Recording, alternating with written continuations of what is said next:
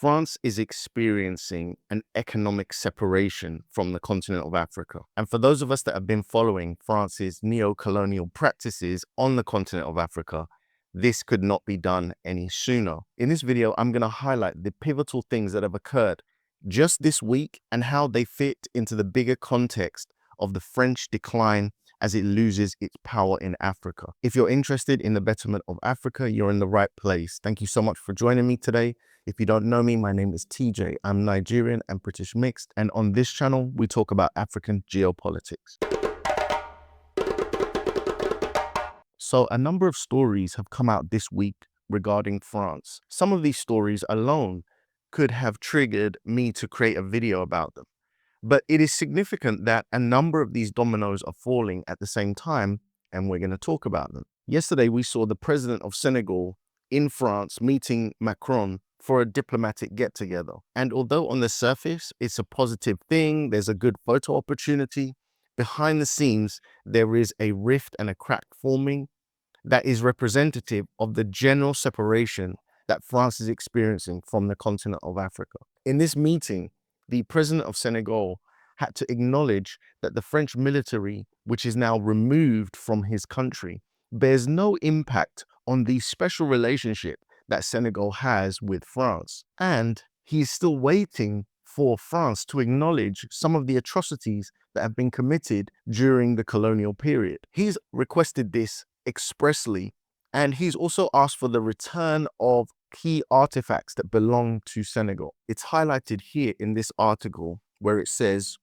last year, Faye called on Paris to apologize for colonial atrocities, including the December 1st, 1944 massacre of dozens of African troops who had fought for France in World War II.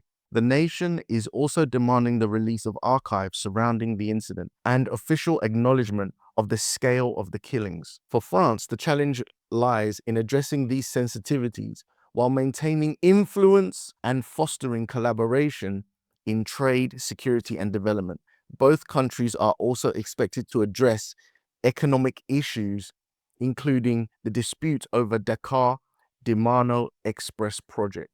So this is kind of the backdrop of the meeting that's happened this week. France is likely experiencing significant financial loss from the separation that the Senegalese president has put in place since he's come into power. And that compounds with another story that came out this week. Russia outsmarts France with nuclear power move in Niger.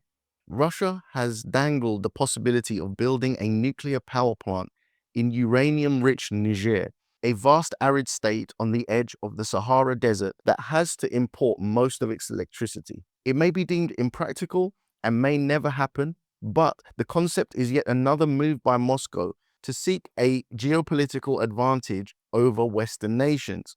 Niger has historically exported metal for further refining in France, but that has changed as the military-led country cuts off ties with the former colonial power. The uranium mining operation operated by France's nuclear group Orano was nationalized in June, which cleared the way for Russia to put itself forward as a new partner. So Russia is basically talking about not just extracting the uranium, but creating a refinery right there in Niger. This is a much better deal for Niger than what the French have been offering, which is basically exploitative extraction. This is two things in the headlines this week, but we can go back the last 3 years. We can talk about how Burkina Faso has removed France from their country. Mali has removed France from their country. Chad done something similar. Now Senegal, and of course Niger, as we've mentioned here. On top of that, the general rhetoric from the rest of the French-speaking countries is that they want France out.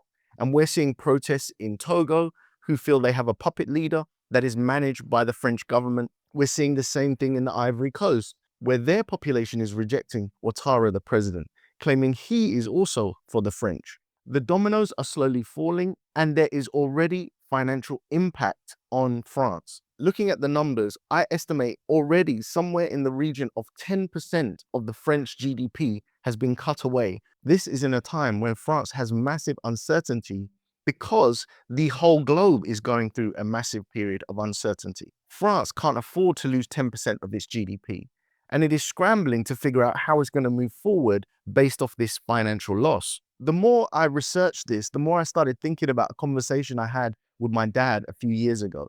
We were talking about how economic shifts happen and global shifts happen and things change. For the entirety of my lifetime, my father's lifetime, and those that even came before, there has been a power dynamic where the West has ruled over Africa, either directly or indirectly. Africa is the developing world, is the third world. So we have this migration flow of people leaving the continent, seeking better opportunities in the West. The discussion I was having with my father is that it is possible that that is changing and that the migration patterns will start happening in reverse. Now, this is not something that happens overnight. This is a gradual process. But with situations like this, we're seeing the economic power in the West starting to wane and decline. They're bickering amongst each other. And as much as we talk about the tariff wars that the United States have placed on the continent of Africa, Europe are experiencing a tariff war with the United States and the rest of the world as well. A few weeks ago, Europe signed the biggest tariff deal, trade deal with the United States that sees them seriously hampered in a trade deficit with the United States. Macron is complaining about this. Macron wants EU to target US tech after new Trump tariff threat. At his weekly cabinet meeting on Wednesday, the French president said Europe should not exclude taking a look at the digital sector following Trump's broadside on Monday, according to an official who has gained anonymity to discuss a sensitive topic. The European Union has a big trade deficit with the United States. We need to focus on this, Macron was quoted saying, referring to the EU's negative trade balance in services with the United States. The bloc has a trade surplus in goods such as automobiles, pharmaceuticals, and food that Trump wants to get down. A person close to Macron confirmed that exploring possible retailization against US digital players was indeed his stance. The issue that Macron is highlighting here is that the big tech companies, they don't pay tax in their countries.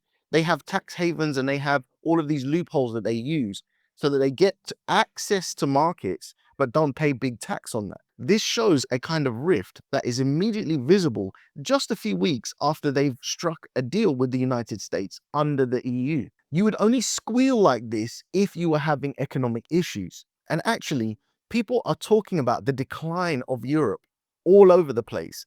It's been talked about in the UK, it's being talked about in France. People are talking about the standard of living changing and the pay and lifestyle when it comes to jobs, work-life balance, and what you get for the money you've earned just doesn't seem to make sense. And now we have an even further irony, because for years, and even up until now, Africa has been subject to the IMF and World Bank's predatory loans. All of these neo-colonial and colonial practices have put Africa in a position where they can't get out from their liabilities, and in comes the IMF with a loan that cripples the economy. Britain and France are now racing towards a new crisis. Borrowing costs are soaring in both countries as economists warn of the risk of an IMF bailout. They are getting a taste of their own medicine. These banking institutions are like predatory hawks waiting to pounce. So how does this relate to the betterment of the continent of Africa? Aside from the fact that you're removing these neo-colonial practices that we've just discussed at the beginning, it will be symbolic and it will be impactful on a certain level if France acknowledge the issues that the Senegalese president wants, which is, to acknowledge the massacre and return any artifacts and things like that. Yes, we are for that. But the truth is that that won't put food in the bellies of starving people. So, ladies and gentlemen, a further step has to be made. And unfortunately, if this is implemented, it will directly crush France. Now, that's not an outcome I necessarily want, but as the alternative means that Africa gets crushed, I'm here to say that we must take this action as Africans on the continent. This action I'm talking about is to remove the CFA franc from all 14 French countries. Even though all of these contracts have been ended and France has been ousted from these French countries that we've talked about in the AES and all of that, ultimately 50% of the money earned in those African treasuries has to be stored in France still because of this financial system, which means the profits gained from releasing themselves from France's predatory practices somehow still finds its way back to the French coffers.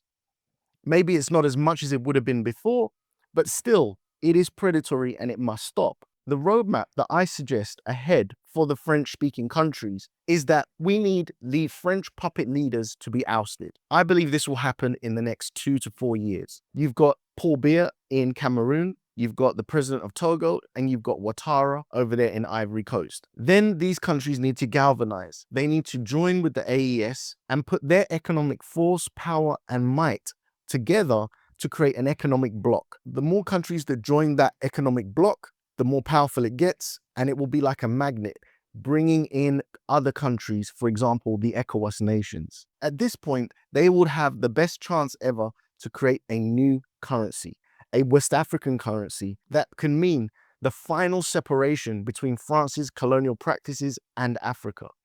It is a must that this happens, unless Africa wants to continue seeing itself under the subjugation of these Western countries. So while we can celebrate what's happening right now, these are just steps in the process of a battle that needs to continue over the next few years. And I, for one, hope that we have the leadership, we have the will, and we have the boldness to follow a plan like this through.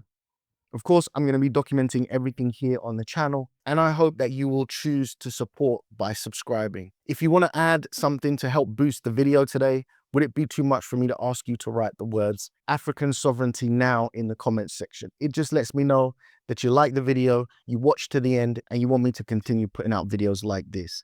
Thank you so much for watching this video today, and I'll catch you in the next one. Peace.